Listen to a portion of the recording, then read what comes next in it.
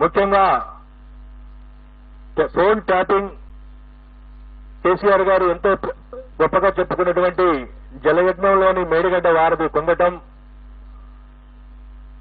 వరుసగా ఆ పార్టీ నుండి ఎన్నికల్లో ఓడినటువంటి నెల 2 నెలల లోపలనే అనేక మంది ముఖ్య నాయకులు వీడిపోయటం తెలంగాణ రాష్ట్ర సమితికి తీవ్ర నిరాఘాతంగా పరిణమించింది.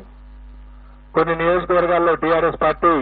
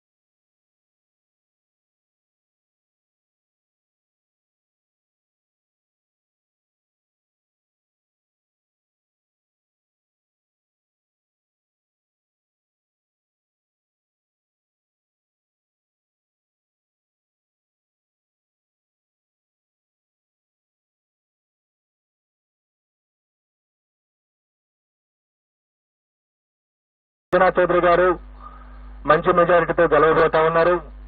కైకలూరు నుండి పోటీ చేసినటువంటి మాజీ మంత్రి శ్రీ కామినేని శ్రీనివాస్ గారు గెలవబోతా ఉన్నారు. అలాగే విశాఖపట్నం నార్త్ నుండి పోటీ చేసినటువంటి విష్ణుకుమార్ రాజు గారు కూడా గట్టి పోటీ ఎదుర్కొంటున్నారు. వారు కూడా గెలిచేటువంటి అవకాశాలు ఉన్నవి. తర్వాత జనసేన 21 స్థానాలు పొందినటువంటి జనసేన 21 అసెంబ్లీ స్థానాలు, 2 పార్లమెంటు స్థానాల్లో వాళ్ళు పోటీ చేయడం జరిగింది. జనసేన 2 పార్లమెంటు స్థానాల్లో గెలవబోతా ఉంది. అలాగే అసెంబ్లీ స్థానాల్లో పిఠాపురం నుండి పోటీ చేసినటువంటి జనసేన పార్టీ వ్యవస్థాపక అధ్యక్షులు శ్రీ పవన్ కళ్యాణ్ గారు భారీ మెజార్టీతో గెలవబోతా ఉన్నారు. అలాగే ఆ పార్టీలో మరొక ముఖ్య నాయకుడైనటువంటి శ్రీ నాదెండ్ల మనోహర్ గారు గుంటూరు జిల్లా తెనాలి నుండి గెలవబోతా ఉన్నారు. తర్వాత తెలుగుదేశం పార్టీ విషయానికి వస్తే తెలుగుదేశం పార్టీ అధ్యక్షులు రాష్ట్ర మాజీ ముఖ్యమంత్రి నారా చంద్రబాబు నాయుడు గారు కుప్పం నియోజకవర్గం నుండి భారీ మెజార్టీతో గెలవబోతా ఉన్నారు. అలాగే వారి తనయుడు మాజీ మంత్రి శ్రీ నారా లోకేష్ మంగళగిరి నుండి గెలవబోతా ఉన్నారు. అలాగే నటులు శ్రీ నందమూరి బాలకృష్ణ గారు హిందూపురం నియోజకవర్గం నుండి మంచి మెజారిటీతో గెలవబోతా ఉన్నారు. ఈ విధంగా ప్రతిపక్ష పార్టీలకు సంబంధించి ముఖ్య నాయకుల విషయాన్ని చూసుకున్న తర్వాత ఆంధ్రప్రదేశ్ అధికారంలో ఉన్నటువంటి వైఎస్ఆర్ కాంగ్రెస్ పార్టీ యొక్క మంత్రివర్గంలో అనేక మంది మంత్రివర్గ సభ్యులు తీవ్రమైనటువంటి పోటీ ఎదుర్కొంటున్నారు. కొద్దిమంది ఓటమి చవిచూడబోతా ఉన్నారు. ఇందులో ముఖ్యంగా మనం ఆంధ్రప్రదేశ్ ముఖ్యమంత్రి శ్రీ వైఎస్ జగన్మోహన్ రెడ్డి గారు పులివెందుల అసెంబ్లీ నియోజకవర్గం నుండి భారీ మెజార్టీతో గెలవబోతా ఉన్నారు. అలాగే సిదిరి అప్పలరాజు గారు ప్రస్తుత మంత్రి పలాస నుండి ఓటమి చవిచూడబోతా ఉన్నారు. అలాగే ధర్మాన ప్రసాదరావు గారు శ్రీకాకుళం అసెంబ్లీ నియోజకవర్గం నుండి వారు గట్టి పోటీ ఎదుర్కోబోతున్నారు. నేను ఎక్కడైతే గట్టి పోటీ అని సంబోధిస్తానో అక్కడ మా మార్జిన్ ఆఫ్ ఎర్రర్ ఏదైతే ఉంటుందో +or-3% కు లోబడి ఫలితం ఉండే అవకాశం ఉంటుంది. కాబట్టి +or-3% ఉన్న దగ్గర నేను గట్టి పోటీ అని సంబోధించడం జరుగుతుంది. అలాగే పీడిక రాజన్న దొర సాలూరు అసెంబ్లీ నియోజకవర్గం నుండి గెలుపొందబోతా ఉన్నారు. అలాగే బొత్స సత్యనారాయణ గారు ప్రస్తుత మంత్రి, మాజీ పిసిసి అధ్యక్షులు, చీపురుపల్లి అసెంబ్లీ నియోజకవర్గం నుండి మంచి మెజారిటీతో గెలుపొందబోతా ఉన్నారు. అలాగే గుడివాడ అమర్నాథ్ గారు రాష్ట్ర ఐటీ శాఖ మంత్రులు గుడివాడ అమర్నాథ్ గారు గతంలో అనకాపల్లి నుండి ప్రాతినిధ్యం వహించారు. ప్రస్తుతం గాజువాక నుండి పోటీ చేస్తున్నారు. వారు ఓటమి చవిచూడబోతా ఉన్నారు. అలాగే పినిపే విశ్వరూప్ గారు వారు అమలాపురం శాసనసభ నుండి పోటీ చేస్తున్నారు. వారు గెలవబోతా ఉన్నారు. అలాగే కారుమూరి నాగేశ్వరరావు గారు వారు తణుకు నుండి ప్రాతినిధ్యం వహిస్తా ఉన్నారు. వారు రాష్ట్ర మంత్రి. వారు ఓటమి చవిచూడబోతా ఉన్నారు. అలాగే చెల్లిపోయిన వేణుగోపాల్ గారు రాజమండ్రి రూరల్ నుండి ప్రాతినిధ్యం వహిస్తా ఉన్నారు. మంత్రి. వారు కూడా ఓటమి చవిచూడబోతా ఉన్నారు.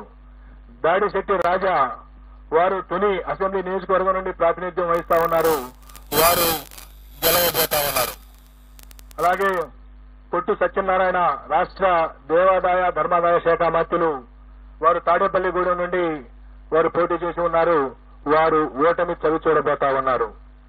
అలాగే శ్రీమతి తానేటి వనిత ప్రస్తుత ఆంధ్రప్రదేశ్ యొక్క హోంశాఖ మంత్రులు వారు గోపాలపురం నుండి గెలవబోతా ఉన్నారు స్వల్ప ఆధిక్యతతో. అలాగే జోగి రమేష్ గారు ప్రస్తుత రాష్ట్ర మంత్రి. వారు పెనమలూరు నియోజకవర్గం నుండి గతంలో పెడన నియోజకవర్గం నుండి శాసనసభ్యులుగా ఉన్నారు.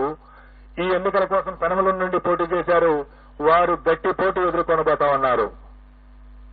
అలాగే అంబటి రాంబాబు గారు గుంటూరు జిల్లా ఇప్పటి పల్నాడు జిల్లా సత్తెనపల్లి నియోజకవర్గం నుండి ప్రాతినిధ్యం వహిస్తున్నారు. రాష్ట్ర జలవనరుల శాఖ మంత్రులు. వారు గట్టి పోటీ ఎదుర్కొనబోతా ఉన్నారు. అలాగే శ్రీమతి విడుదల రజని గతంలో చిలకలూరుపేట నియోజకవర్గం నుండి ప్రాతినిధ్యం వహించారు. ప్రస్తుతం గుంటూరు పశ్చిమ నియోజకవర్గం నుండి పోటీ చేస్తున్నారు.